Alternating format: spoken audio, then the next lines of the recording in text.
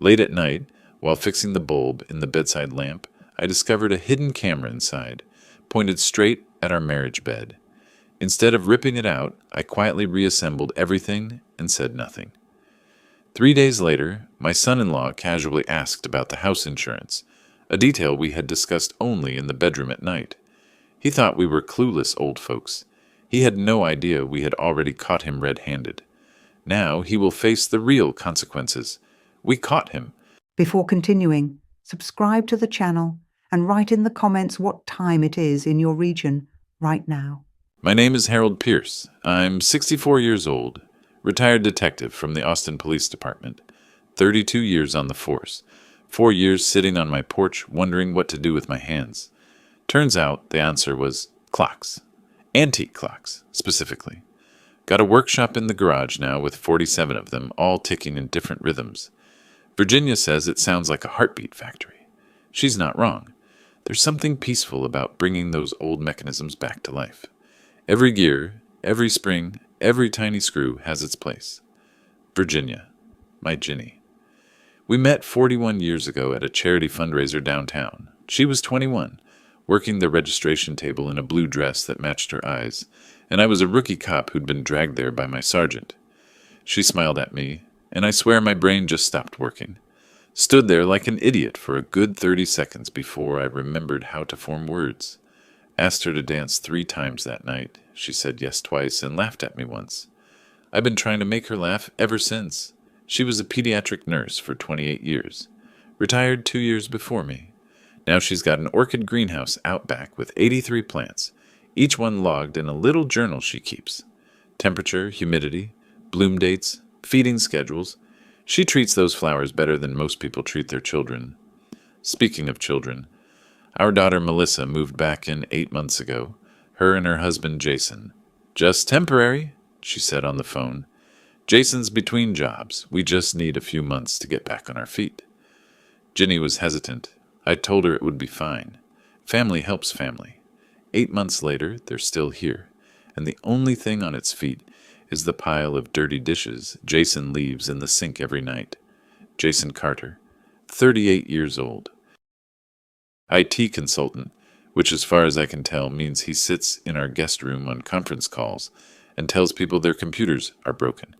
Charming guy when he wants to be. Firm handshake, easy smile, always knows what to say. There's something off about him, Har, Ginny told me after the wedding 6 years ago. We were driving home and she was staring out the window at the passing lights. His eyes don't match his mouth when he smiles. I told her she was being paranoid. Turns out she was being observant. You spend enough years watching kids try to hide fevers from their parents. You learn to spot a liar. Melissa wasn't always like this. When she was little, she'd run to the door every time I came home from a shift. Didn't matter if it was midnight or 6 in the morning. She'd be there in her pajamas, arms up, waiting to be lifted. Somewhere along the line, that girl disappeared. I keep waiting for her to come back, but lately, I'm starting to think she's gone for good. It started small. Phone calls she'd take in other rooms. Conversations that stopped when Ginny or I walked in. That look she and Jason would share sometimes, like they were speaking a language we didn't know. Ginny noticed it first. She always does. Something's wrong with Melissa, she said one evening on the porch, both of us with our tea growing cold. She's different. Colder, like she's playing a part. I wanted to disagree. I really did. But I couldn't. The night everything changed was a Saturday in mid-March. Ginny was already asleep, her breathing soft and steady beside me. I was lying there staring at the ceiling, thinking about a grandfather clock I'd been working on. The nightstand lamp had been flickering for a week, and I finally decided to fix it. Something to do. I unscrewed the base, expecting to find a loose wire. What I found was a camera. Tiny thing, smaller than my thumbnail, tucked into the housing, lens pointed directly at our bed. At us. At my wife sleeping beside me. 32 years as a detective, and I've seen a lot of things that made my stomach turn. This was different. This was personal. This was in my home, in my bedroom, pointed at the woman I've loved for 4 decades. My first instinct was to rip it out, smash it against the wall, wake up the whole house and demand answers. But that's not how you catch someone. That's how you warn them. So I did what I was trained to do. I put the lamp back together. I lay down next to my sleeping wife, and I stared at the ceiling until morning, running through every possibility. Who? Jason was the obvious answer. He had the technical knowledge, the access, the opportunity. But why? What could he possibly gain from watching us sleep? And then the darker thought crept in. What had he already seen? What had he already heard? Ginny and I talk in that bedroom about everything. Our finances, our health, our plans for the house.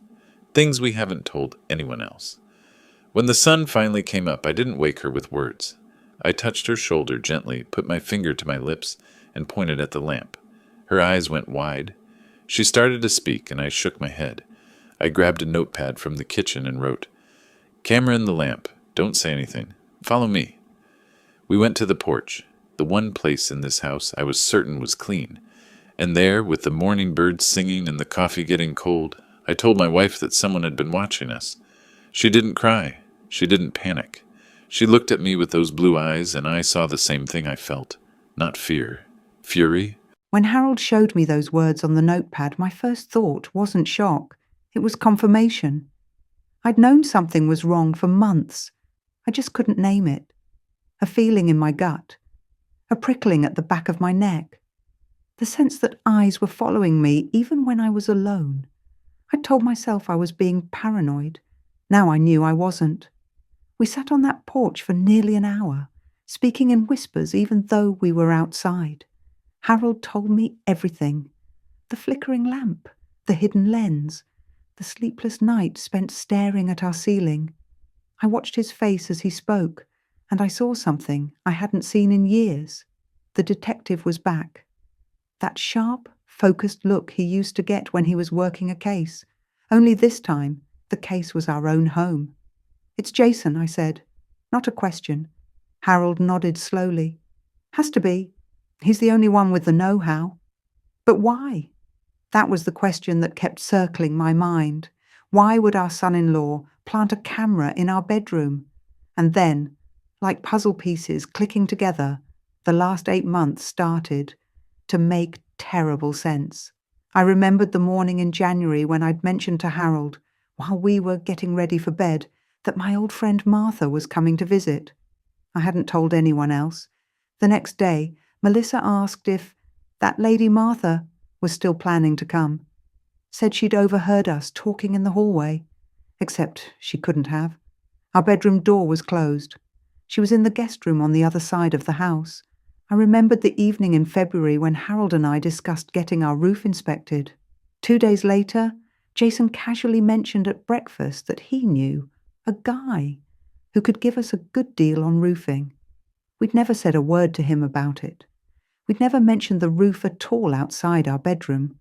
I remembered the Thursday when I cried in our bedroom because my test results from a routine checkup were delayed, and I was scared. Just scared. The way women my age get scared when doctors don't call back quickly. I didn't tell anyone. Not Melissa. Not anyone. Melissa found me the next morning and asked if I was feeling all right. Asked if there was anything I wanted to talk about. The concern in her voice felt rehearsed, like she was performing a part she'd been given lines for. I thought she was being sweet. Now I know she was fishing for information. All those moments I'd dismissed as coincidence, as mother's intuition gone wrong, as me being too suspicious of my own daughter. They were evidence, clear evidence that I'd been too blind to see because I loved too much. They were watching us, listening to us, using our private moments to what? I said, my voice steadier than I felt. Last month, when we talked about updating the insurance policy on the house, in bed, remember? He went still. Yes. We discussed the new valuation, $847,000. No one else knew about that. No. If Jason asks about it, we'll know for sure. Harold looked at me then with something like admiration. After 41 years, he still looks at me like that sometimes. He's the one who chases criminals. I'm the one who reads people. We've always worked better together than apart. We made a decision that morning. We would not remove the camera. We would not confront them. We would play our parts as the unsuspecting parents, the aging couple too trusting to imagine betrayal from their own family, and we would watch them back. We need to document everything, I told him. Every strange comment, every suspicious question, dates, times, exactly what was said. Harold smiled, that dry, crooked smile I fell in love with 4 decades ago. Look at you, Ginny, thinking like a cop. I learned from the best. We spent the rest of that day in a strange kind of performance, smiling at breakfast, making small talk with Jason and Melissa, acting like nothing had changed when everything had shattered. That evening we returned to our bedroom. We lay in our bed, knowing that somewhere, someone was watching. Harold reached for my hand under the covers. I was thinking, he said, his voice casual, practiced. Maybe we should take that trip to San Antonio next month, see the river walk again. That sounds lovely, I replied. I'll check the calendar tomorrow. A normal conversation. Exactly what they'd expect from 2 retired people with nothing to hide.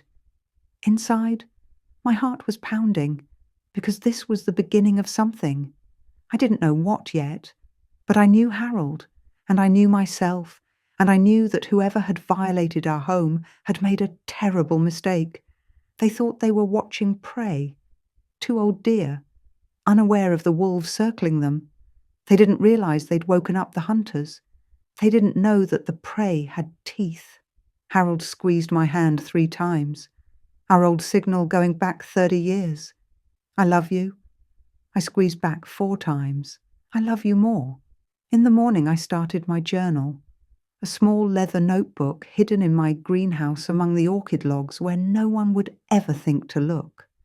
I titled the first page, Strange Coincidences, and began to write down every suspicious moment I could remember. Somewhere in this house, someone was recording us. They thought they had the upper hand. They had no idea what was coming for them. 3 days. That's how long we waited. 3 days of smiling at breakfast. 3 days of nodding along to Jason's stories about clients who didn't exist and meetings that never happened. 3 days of watching Melissa avoid eye contact with her mother while pretending everything was normal. Ginny and I had become actors in our own home. Every morning we'd have our private conversations in the bedroom, carefully choosing topics that were mundane enough to seem real, but meaningless enough to reveal nothing. Weather, grocery lists, what to watch on television. Meanwhile, the real conversations happened on the porch, in whispers, over cold cups of tea. On the 4th morning, I was sitting at the kitchen table with my coffee when Jason walked in. He poured himself a glass of orange juice, from the carton I'd bought, naturally, and leaned against the counter with that easy smile of his. "Hey, Harold," he said. "By the way, how's that whole insurance situation going? You guys decide whether to update the policy on the house?" I felt my jaw tighten, but I didn't let it show. 32 years of interviewing suspects had taught me how to keep my face neutral when my blood was boiling. "Insurance?" I said, taking a slow sip of coffee. "What made you think of that?" "Oh, I just overheard you and Virginia talking about it the other day. Thought I'd ask. You know, property values have gone up a lot in this area. Might be worth looking into." He hadn't overheard anything. Our bedroom door was always closed. The guest room where he and Melissa stayed was on the opposite end of the house. There was no way, no possible way, he could have heard us discussing the insurance policy unless he had been listening through that camera. "Still thinking about it," I said casually. "No rush." Jason nodded, satisfied with his fishing expedition. "Cool, cool. Just looking out for you guys." Looking out for us. That was rich.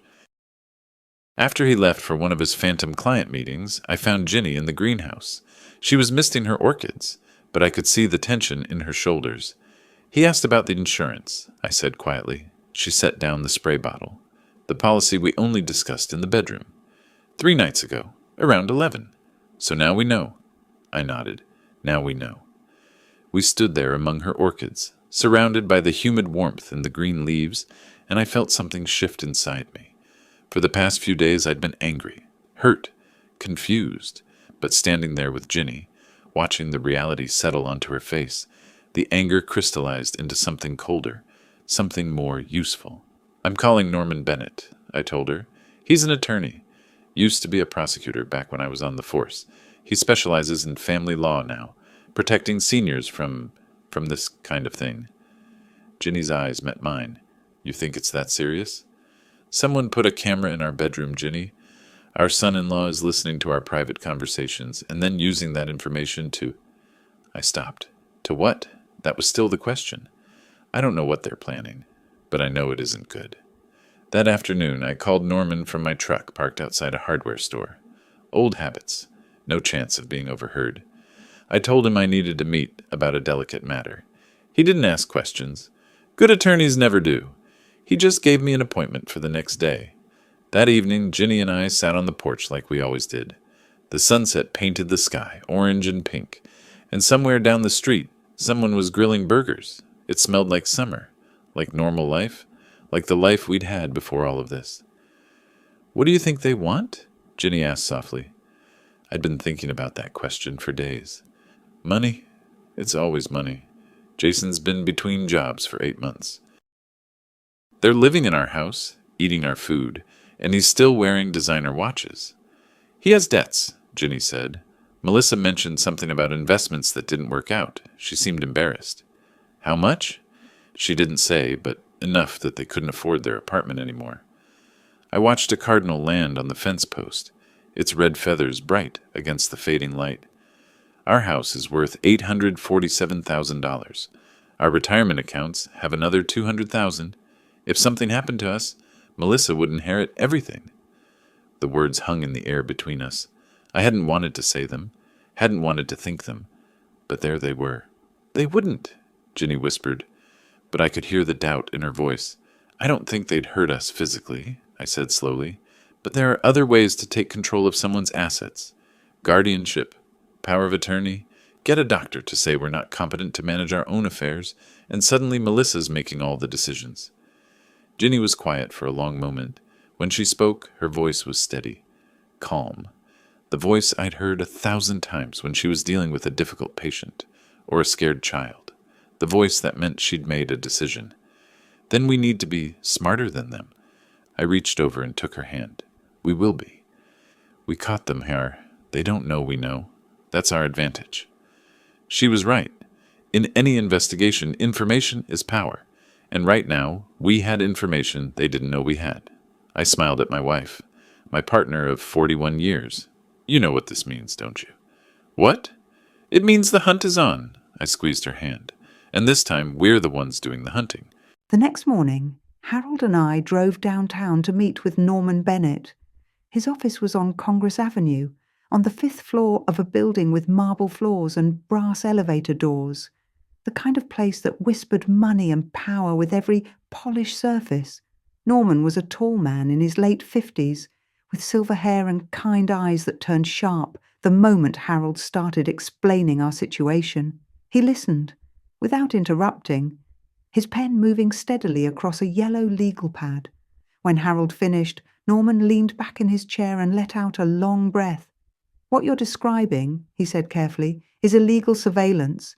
In Texas, that's a felony. Recording someone in a private space without their consent can result in 2 to 10 years in prison. I felt Harold's hand tighten on the armrest of his chair. 2 to 10 years.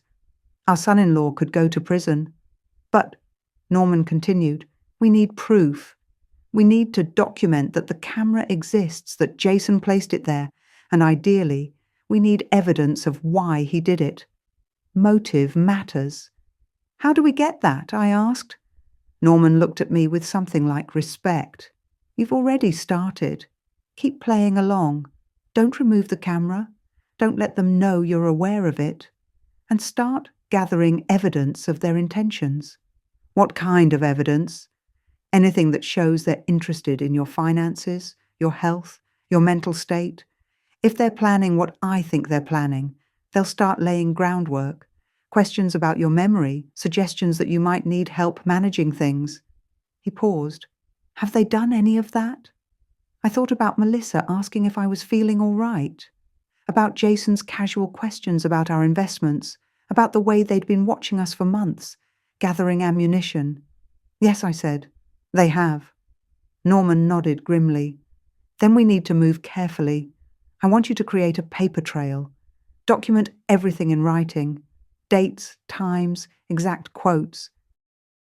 If this goes to court, you'll need records. Harold leaned forward. What about the house? Our assets? How do we protect them? We update your estate plan immediately. A new living trust with specific provisions. If anyone attempts to have you declared incapacitated without legitimate medical grounds, they're automatically removed as beneficiaries. Norman smiled thinly. It's called a bad actor clause. Very effective. We spent another hour with Norman discussing legal strategies and protective measures. By the time we left, my head was spinning with terms like durable power of attorney and healthcare directives and fiduciary duty. But beneath the confusion, I felt something else. Hope. We weren't powerless, we had options. In the car on the way home, Harold was quiet. His hands gripped the steering wheel, his jaw set in that way it got when he was thinking hard. What is it? I asked. I keep thinking about Melissa, he said. About the girl she used to be. The one who'd climb into my lap and ask me to read her stories. His voice caught. What happened to her, Ginny? I didn't have an answer. I'd been asking myself the same question for years. When did our daughter become a stranger? Was it gradual, or did we just not see the signs? Was it Jason who changed her? Or was this who she always was beneath the surface? I don't know, I said softly. But right now, we have to protect ourselves, even from her. That evening we put Norman's advice into action.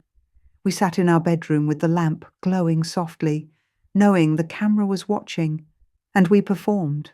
I've been thinking, Harold said, his voice heavy with pretend worry. Maybe we should consider giving the house to charity when we're gone. That foundation for domestic abuse survivors that Martha supports. I let my eyes fill with tears. It wasn't hard. I just thought about my daughter, about what she'd become, and the tears came naturally. Oh, Harold, I said, letting my voice tremble. Are you sure? What about Melissa? She has her own life now. Her and Jason. They don't need our money. But the house, it's been in the family. I know, but I'd rather it help strangers than go to someone who... Harold paused dramatically. I just want to do something good with what we have. We talked for another 20 minutes, spinning a story about charitable donations and cutting Melissa out of the will. It was all fiction, of course, but whoever was watching that camera didn't know that. The next morning, Melissa found me in the kitchen. She looked like she hadn't slept, dark circles under her eyes, her fingers nervously twisting her wedding ring. "Mum," she said, and her voice had a sweetness I hadn't heard in months. "Can we talk? As a family? I feel like we've been so distant lately, and I miss how things used to be." I looked at my daughter, this woman who had conspired with her husband to spy on me and Harold, who was probably planning to steal everything we'd worked for, and I smiled warmly. "Of course, sweetheart. I'd like that." Inside, my heart was cold, but my face showed nothing but a mother's love. Later on the porch, I told Harold what she'd said. "They took the bait," he said quietly. "They want a family meeting. To talk about the house, I'm sure." Harold nodded slowly, a grim smile on his face. "Good. Let them come. Let them show us exactly what they're planning." I looked out at the sunset, at the cardinals on the fence, at the peaceful suburban street that hid so much ugliness beneath its surface. Then I looked at my husband, my partner, my best friend. "We're ready for them," I said. Harold took my hand. "We've always been a good team, Ginny. The best." We sat in silence as the sky darkened, two people who had spent 41 years learning to trust each other completely. They thought we were weak. They thought we were old and foolish and easy to manipulate. They had no idea what they'd started. The family meeting happened on a Sunday afternoon. Melissa had set the whole thing up like it was some kind of intervention, with everyone seated in the living room, tea and cookies on the coffee table. Very cozy, very wholesome, very calculated, Jason started. Of course he did. He was wearing that concerned expression I'd seen on 100 suspects. the one that said, "Trust me," while the eyes said something else entirely. "Harold, Virginia," he began, leaning forward with his elbows on his knees. "We've been worried about you both, living alone at your age, managing this big house, all the paperwork, the bills, the medical stuff." I kept my face neutral. Next to me, Ginny's hand found mine under the afghan she'd draped over our laps. A gentle squeeze. "Stay calm." "We just want to help," Melissa added. She looked at her mother with something that might have passed for warmth if you didn't know what we knew. "Maybe we could take over some of the day-to-day things. Jason's great with finances, and I could handle the medical appointments, make sure nothing falls through the cracks." There it was, the opening move. "That's very thoughtful," I said slowly, "but we've been managing just fine." "Of course you have," Jason said smoothly. "But things change, right? You mentioned you've been having trouble remembering appointments lately. And Virginia, didn't you say something about forgetting to water your plants?" I felt Ginny stiffen beside me. She hadn't said that. She would never forget her orchids. But we'd talked about it in the bedroom, jokingly about how she'd set an alarm, even though she'd never needed one. Jason was using our private conversations against us, twisting them into evidence of decline. "I suppose memory does get a bit foggy at our age," I said, playing along. "What exactly did you have in mind?" What followed was an hour of carefully worded suggestions that all pointed in the same direction. They wanted access to our finances, our medical records, our legal documents. Jason kept using phrases like power of attorney and just in case, and for your protection. Melissa nodded along, occasionally adding comments about how they just wanted us to be comfortable. When they finally left to give us time to think about it, I walked them to the door with a smile that felt like cracking glass. The moment their car pulled out of the driveway, I turned to Ginny. "We need to move faster." She nodded, her face grim. "I'll call Norman first thing tomorrow." But I had another plan in mind, one I'd been thinking about since the day I found that camera. The next morning I walked over to Roy Henderson's house. Roy was 71, a retired electrician who'd lived next door for 15 years. Good man, quiet, the kind of neighbor who'd lend you tools and never ask when you'd return them. "Roy," I said, standing on his porch with my hands in my pockets, "I need a favor, and I need you to keep it between us." He looked at me for a long moment, then stepped aside to let me in. "What's going on, Harold?" I told him. Not everything, not about Jason and Melissa, not about the camera in our bedroom. Just that I needed to set up some security equipment in my garage. Something discreet, something that could record without being noticed. Roy didn't ask why. He just nodded and said, "What do you need?" 2 days later, there was a small camera hidden in my workshop, angled to capture anyone who came into the garage. It looked like part of the smoke detector, completely invisible unless you knew it was there. And here's the thing about Jason. He thought he was clever. He thought he was the only one who understood technology, but he was also arrogant, and arrogant people get sloppy. A week after we installed the camera, I was reviewing the footage on an old laptop I kept in my workshop, one Jason didn't know about, and there he was, standing in my garage, talking on his phone. "No, I'm telling you. We're close," he said, pacing between my workbench and his parked car. "The old man's starting to slip. We just need a doctor to sign off, and then we file the paperwork. Guardianship, conservatorship, whatever it takes." He paused, listening to whoever was on the other end. "How much?" "We're talking $847,000 just for the house, plus their retirement accounts. Another $200,000 easy. This time next year, we'll be set." I watched him laugh at something the other person said, watched him lean against my workbench like he owned the place, like he'd already won. "Trust me," he said. "They don't suspect a thing. The camera's been running for months. We know everything they're planning."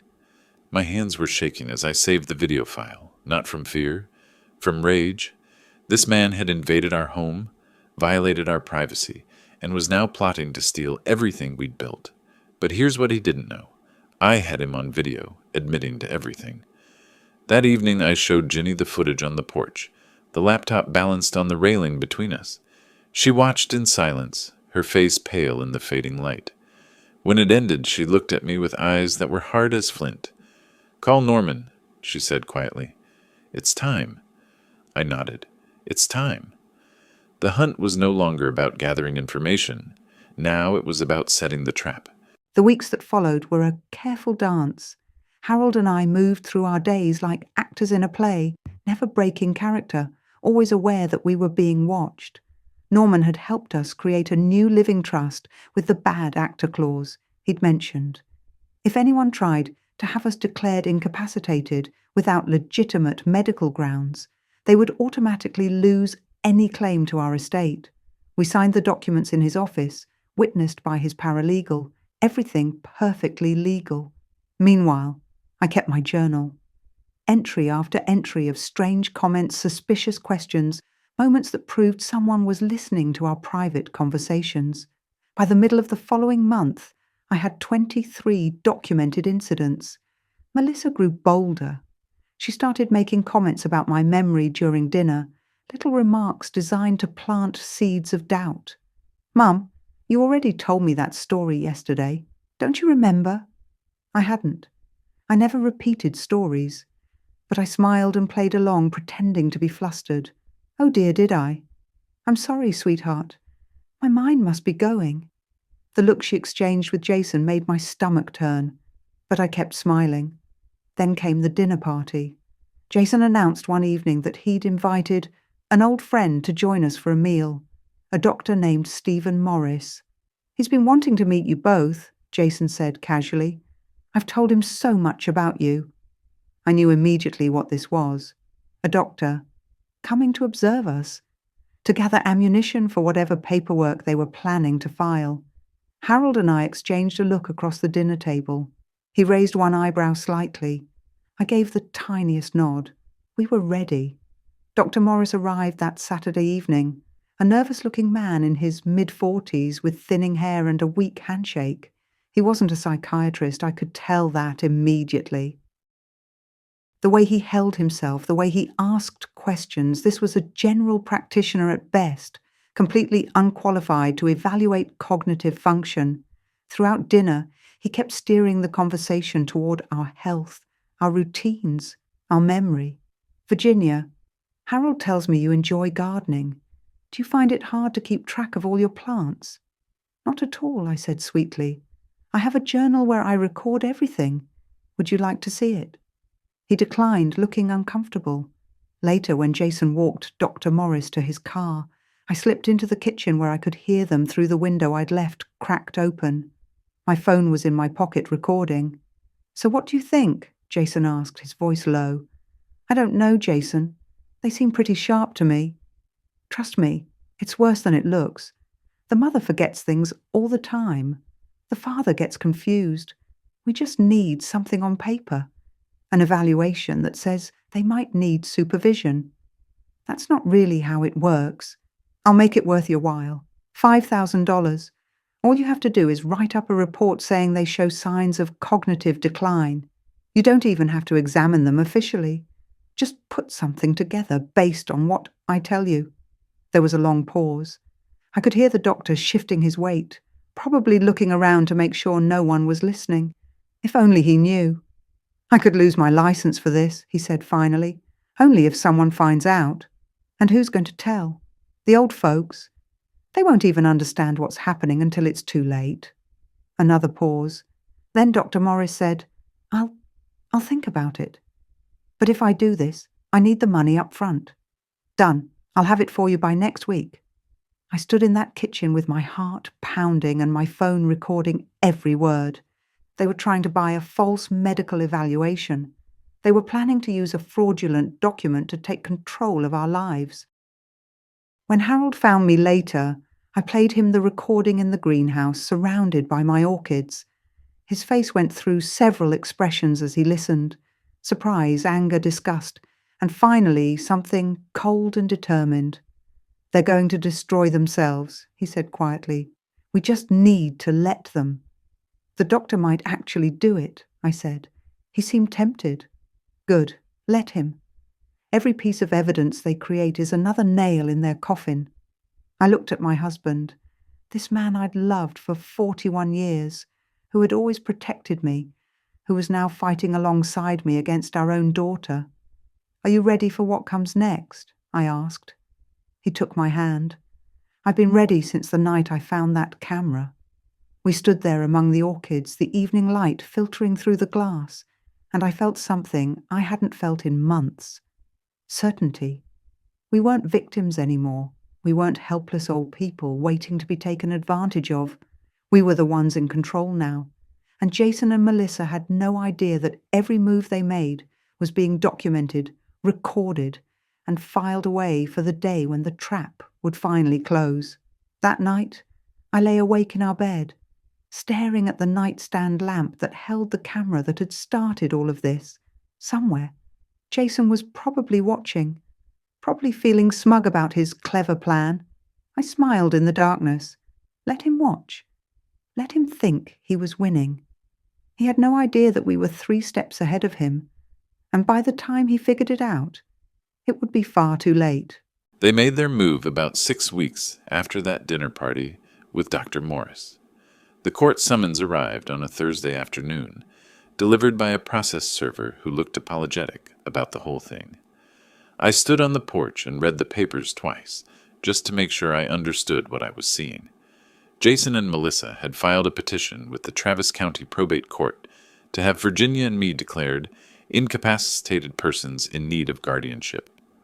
The petition cited significant cognitive decline and inability to manage personal and financial affairs. Attached was a medical evaluation signed by Dr. Stephen Morris. For a moment, I just stood there, holding the papers in my hands. After all our preparation, after all our evidence gathering, it still hit me like a punch to the gut. My own daughter had signed this petition. My own daughter wanted a court to declare me mentally incompetent. Then I smiled, because they had no idea what they'd just done. I found Ginny in the greenhouse. She looked up from her orchids, saw the papers in my hand, and her face went still. "They filed," she said. It wasn't a question. "They filed," with the fraudulent medical evaluation attached. Ginny set down her watering can. "Then it's time."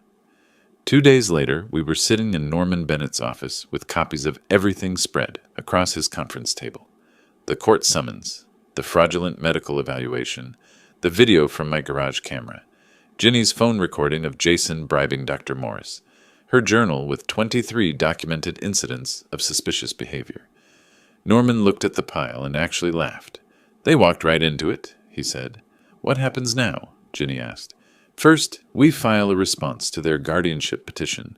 We challenge the medical evaluation and demand Dr. Morris's credentials be verified.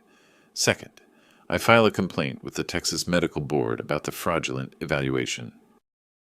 Third, and this is the part I think you'll enjoy, we file a report with the Travis County Sheriff's Office about the illegal surveillance." I leaned forward. "The camera?" "Exactly. Recording someone in a private space without consent is a felony in Texas.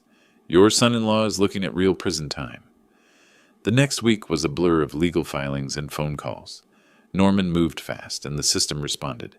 A judge issued a warrant for the camera to be seized as evidence. The Texas Medical Board opened an investigation into Dr. Morris, and then came the moment I'd been waiting for. The sheriff's deputies arrived on a Tuesday morning. I was in the kitchen drinking coffee when I saw the cruiser pull into our driveway. Jason and Melissa were still in the guest room. I'd heard them arguing earlier, something about money and deadlines. I opened the front door before the deputies could knock. "Mr. Pierce?" the lead deputy asked. "We have a warrant to search the premises for an electronic surveillance device." "Of course," I said, stepping aside. "I can show you exactly where it is." The look on Jason's face when he came out of the guest room and saw 2 sheriff's deputies standing in our living room was something I'll remember for the rest of my life. He went pale. Actually pale, like someone had drained all the blood from his face. "What's going on?" he asked, his voice cracking slightly. "These officers have a warrant," I said calmly. "They're here to collect some evidence." I led the deputies to our bedroom and pointed at the nightstand lamp. "It's inside the base. Hidden camera, pointed at the bed." The deputy put on gloves, unscrewed the lamp base, and carefully extracted the tiny camera. Jason had followed us into the hallway and was watching with his mouth hanging open. I don't know anything about," he stammered. "Really?" I said, turning to face him. "Because we have video footage of you in my garage, on your phone, talking about how The camera's been running for months, and how you know everything they're planning. Jason's face went from pale to gray. Behind him, I could see Melissa frozen in the doorway, her hands pressed against her mouth. We also have an audio recording of you offering Dr. Morris $5,000 for a fake medical evaluation, I continued, and 23 documented instances where you or Melissa referenced information you could only have obtained through illegal surveillance. The deputy was watching this exchange with professional interest. "Sir," he said to Jason, "I think you should probably call a lawyer." Jason opened his mouth, closed it, opened it again. Finally, he said, This is all a misunderstanding. I put that camera in for security, to protect them." I laughed. I couldn't help it. "To protect us? You recorded us in our bedroom for 8 months. You filed papers to have us declared incompetent. You tried to steal our house." I stepped closer to him, close enough to see the sweat beading on his forehead. "You thought you were so clever. You thought we were just two old fools who'd never figure it out." I leaned in and said the words I'd been rehearsing for weeks, keeping my voice low and steady. "You put a camera in my bedroom. You watched my wife sleep. And you thought we wouldn't notice." I paused. "I was a detective for 32 years, Jason. Did you really think I wouldn't find it?" He had no answer. He just stood there, looking like a man watching his entire life crumble around him. The deputies took the camera and left. Jason retreated to the guest room. Melissa followed him, slamming the door behind them. That evening, Ginny and I sat on the porch with our tea, watching the sunset paint the sky in shades of orange and pink. "It's not over yet," she said quietly. "No," I agreed, "but they're running out of moves. And we've got all the pieces." She reached over and squeezed my hand. "We make a good team, Har." "The best team?" I said. "Always have been." The weeks following the sheriff's visit were chaos, but it was a controlled chaos, one that Harold and I had anticipated. Jason hired a lawyer, a young man who looked barely old enough to shave, and immediately started claiming that the camera had been placed for security purposes and that any recordings were accidental. The lawyer filed motions to suppress our evidence, arguing that our own camera in the garage was an invasion of privacy. Norman demolished that argument in his response. The garage was our property. Jason had no reasonable expectation of privacy in a space that wasn't his. The bedroom camera, on the other hand, was illegal surveillance of the most intimate kind. Then Dr. Morris cracked. The Texas Medical Board investigation had barely begun when he asked to meet with Norman. I wasn't there for that meeting, but Norman told us afterward that the doctor had been sweating through his shirt before he even sat down. He confessed everything. Jason had approached him with the scheme. Jason had given him the information to put in the evaluation. Jason had paid him $5,000 in cash. Dr. Morris had never examined us. He'd never even been in the same room with us before that dinner party. In exchange for his cooperation, the medical board agreed to let him surrender his license voluntarily, rather than have it revoked. He would also testify against Jason if the case went to trial. With Dr. Morris's confession, the guardianship petition collapsed. The judge threw it out and referred the case to the district attorney for potential criminal charges. That's when Melissa tried to distance herself. She came to me one morning while Harold was in his workshop, found me in the greenhouse as she often did when she wanted to talk without Jason around. Her eyes were red from crying, and she looked thinner than I remembered. "Mum," she said, her voice trembling, "you have to understand. I didn't know about the camera. Jason did all of that. I thought we were just trying to help you." I looked at my daughter, this woman I had carried inside me, nursed through fevers, held while she cried over broken hearts, and I felt something harden inside my chest. "Melissa," I said quietly, "I have a recording of you and Jason discussing how to get the money faster. I have documentation of 23 times you mentioned things you could only know from watching us through that camera." I paused. "You knew. Maybe you didn't install the camera yourself, but you knew and you used the information it gathered." Her face crumpled. "Mum, please. You were going to have us declared incompetent. You were going to take our house, our savings, everything we built over 41 years. My voice was steady, but I could feel tears burning behind my eyes. You're my daughter, and you were going to do that to us. Melissa started to cry. Real tears, or at least they looked real. I made a mistake.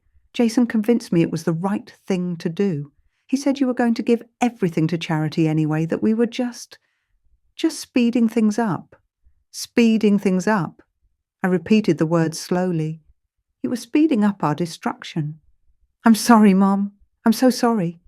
I looked at her for a long moment. Part of me wanted to take her in my arms, the way I had when she was small and afraid.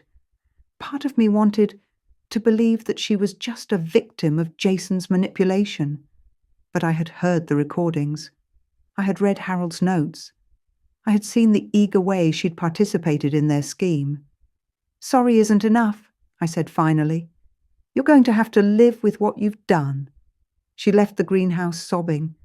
I stood among my orchids and let myself cry too, for the daughter I had lost, for the family that would never be whole again. That evening, Harold found me on the porch. I hadn't touched my tea. He sat down beside me and didn't say anything for a long while. Melissa came to see you, he said finally. It wasn't a question. She says she didn't know about the camera. Do you believe her? I thought about it. I believe she let herself not know. She didn't ask questions because she didn't want to hear the answers. Harold nodded slowly. That's how I see it too. We sat in silence as the stars came out one by one. The house behind us was quiet. Jason and Melissa had stopped fighting. Now they just moved around each other like ghosts, waiting for the next blow to fall. The hearing is in 3 weeks, Harold said. I know. Norman thinks they'll both face charges. Jason for the surveillance, both of them for the fraud and elder exploitation. I closed my eyes. Our daughter might go to prison. She made her choices, Ginny. We didn't make them for her. I knew he was right. But knowing didn't make it hurt any less. The next morning I added another entry to my journal. Number 47. The story wasn't over yet, but the ending was already written. All that remained was to watch it unfold, and whatever happened, Harold and I would face it together, just as we'd faced everything else for the past 41 years. The courtroom was smaller than I expected. Judge Patricia Walsh presided from an elevated bench, her reading glasses perched on her nose, her expression giving nothing away. The kind of judge who'd seen everything and was impossible to surprise. Ginny sat beside me, her hand resting on my arm. Norman was at the table in front of us, his files organized with military precision. On the other side of the aisle, Jason sat with his cut-rate lawyer, looking like he hadn't slept in days. Melissa was behind him, alone on the bench, her eyes fixed on the floor. The hearing was supposed to determine whether the guardianship petition had any merit, but we all knew it had become something much bigger than that. Norman presented our case methodically. First, the video from my garage camera, Jason on his phone talking about getting the old folks declared incompetent, and the $847,000 house. The courtroom went silent as his voice played through the speakers, casual and confident, discussing how to steal our lives. Then came Ginny's audio recording from the night of the dinner party. Jason offering Dr. Morris $5,000 for a fake medical evaluation, the doctor agreeing, every word clear and damning. Then came the written confession from Dr. Morris himself, detailing how Jason had approached him, what he'd been paid, and the fact that he'd never actually examined either of us before writing his fraudulent report. Finally, Norman presented the purchase records for the camera, bought on Amazon 7 months ago. Shipping address, our house on Willow Creek Drive. Account name, Jason Carter. Jason's lawyer tried to object to almost everything, hearsay, improper collection, privacy violations. Judge Walsh overruled him each time with growing impatience. When it was Jason's turn to speak, he stood up with that charming smile still somehow on his face, like he still thought he could talk his way out of this. Your Honor, this has all been a terrible misunderstanding. I put that camera in the bedroom as a security measure. My in-laws are getting older, and I was worried about their safety. If there was a fall or a medical emergency in the middle of the night? Mr. Carter, Judge Walsh interrupted, her voice flat. You placed a hidden camera in a bedroom without the knowledge or consent of the occupants. You used information from that camera to file a fraudulent guardianship petition. You bribed a physician to create a false medical evaluation. She removed her glasses and looked at him directly. At what point in this security measure did you plan to actually inform your in-laws they were being watched? Jason opened his mouth, closed it, opened it again. Nothing came out. That's what I thought. Judge Walsh turned to Norman. Mr. Bennett, I'm dismissing the guardianship petition in its entirety. I'm also referring this matter to the Travis County District Attorney for criminal investigation. She looked at Jason one more time. Mr. Carter, I strongly suggest you retain a criminal defense attorney. You're going to need one. As we filed out of the courtroom, Melissa caught my arm. Her face was streaked with tears, her makeup ruined, her hands shaking. Daddy, she said, a word she hadn't used since she was 12 years old.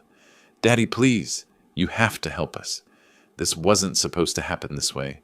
Jason said it would be easy, that no one would get hurt.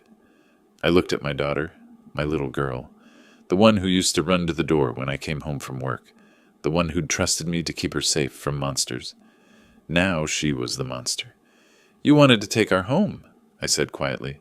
You wanted to have your mother and me declared mentally incompetent. You watched us through a camera for 8 months, though learning our secrets, planning your attack. I paused. And now you're asking me to help you? I'm your daughter. Yes, you are. And that makes what you did even worse. She started to sob, reaching for my arm again. I stepped back. You chose this path, Mel. Every step of the way you had chances to stop. You could have said no to Jason. You could have warned us. You could have told the truth at any point in the last 8 months. I shook my head slowly. You didn't. You made your choices. Now you get to live with them. I turned and walked away. Ginny was waiting by the elevator, her face calm but her eyes bright with unshed tears. She'd heard everything. Are you okay? She asked softly. No, I said, but I will be. She took my hand, and together we walked out of the courthouse into the summer sunshine. The air smelled like rain coming, that particular Texas humidity that meant storms on the horizon. It's not over yet, Ginny said. No, but the hard part is done. She squeezed my hand. We did it, Har. Together. I looked at my wife, this woman who had stood beside me through everything, who had been my partner and my best friend for 41 years, and I felt something I hadn't felt in months. Peace. Together, I agreed, just like always. A month after the hearing, the criminal charges were filed. Jason was charged with illegal surveillance, a state jail felony, and attempted exploitation of the elderly. Melissa was charged as an accessory to both. The district attorney's office built a strong case.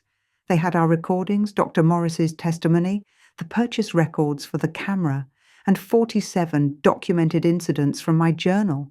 Jason's lawyer tried to negotiate, but there wasn't much room for negotiation when the evidence was so overwhelming. They took plea deals.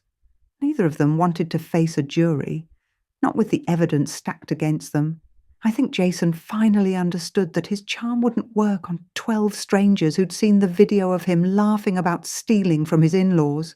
Jason received 18 months of probation and 200 hours of community service. He was also issued a restraining order prohibiting him from coming within 500 feet of our property.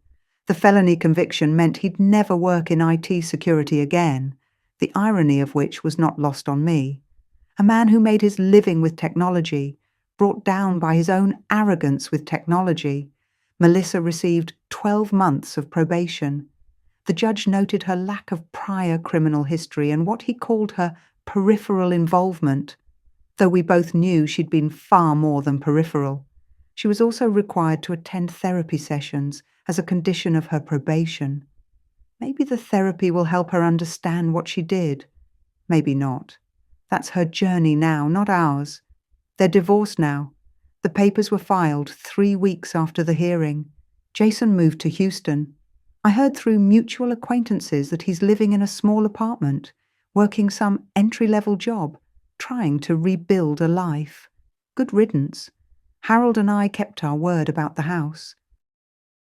We transferred it to a charitable trust that supports survivors of domestic abuse, the same organisation my friend Martha has volunteered with for years. We retained lifetime occupancy rights, which means we'll live here until we die. After that, the house will be sold and the proceeds will go to help people who need it. People who've been betrayed by the ones who were supposed to love them. As for Melissa's inheritance, we were kinder than perhaps she deserved. We set aside $50,000 in the trust for her, but with conditions. She has to remain law-abiding for 10 years. She has to complete a comprehensive therapy program, and she has to demonstrate genuine remorse, not just words, but actions. Maybe she'll meet those conditions, maybe she won't. That's her choice to make now. It's been 2 months since everything ended. The house is quiet in a way it hasn't been for almost a year. No more hushed phone calls in the guest room. No more suspicious questions over breakfast. No more watching my daughter and son-in-law exchange knowing looks across the dinner table. Roy Henderson, our neighbour who helped Harold install the garage camera, stopped by last week with a bottle of wine. "Justice served," he said simply, handing it to Harold. They shook hands without another word. Sometimes the best friends are the ones who don't need explanations. Last week, something happened that I haven't told Harold about yet. I was in the kitchen making tea when I looked out the window and saw Melissa standing at the edge of our property. She was just standing there, on the sidewalk, looking at the house. At the fence she used to climb when she was small. At the oak tree where Harold built her a swing when she was 6 years old. She didn't come to the door, didn't call out, just stood there for maybe 5 minutes. Her arms wrapped around herself like she was cold, though it was July in Texas and the heat was thick enough to swim through. Then she turned and walked away.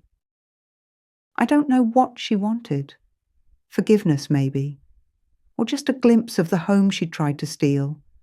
Or maybe she was remembering what it felt like to be part of this family, before greed and lies poisoned everything we'd built together. I watched her go, and I felt something I hadn't expected. Not anger, not satisfaction, but sadness. Deep, quiet sadness for the daughter I'd raised and the woman she'd become. Somewhere inside that woman, there might still be the little girl who used to pick wildflowers for me in the backyard. I hope she finds her way back to that girl someday. That evening, Harold and I sat on the porch like we always do. The cardinals were singing in the oak tree. My orchids were blooming in the greenhouse, 83 of them now, all healthy, all thriving despite everything. The summer heat was finally breaking, and there was a hint of autumn in the breeze. Harold handed me my tea. Chamomile, just how I like it. "How are your orchids?" he asked. I thought about Melissa at the fence, about the long road that had brought us here, about the 41 years Harold and I had spent building a life together, and the 4.5 months we'd spent defending it. "They're blooming," I said. He nodded, satisfied. We sat in comfortable silence as the sun went down, painting the sky in shades of orange and gold. For the first time in 5 months, there was no camera watching us, no one listening to our conversations, no scheme being plotted in the guest room, just 2 people who had weathered the storm together, as we'd weathered every storm for 4 decades. Harold reached over and took my hand. 3 squeezes. "I love you." I squeezed back 4 times. "I love you more." And we sat there as the stars came out, one by one, finally at peace. If you like this story, please like this video, subscribe to the channel, and share your impressions of this story in the comments. To listen to the next story, click on the box on the left. Thank you for watching.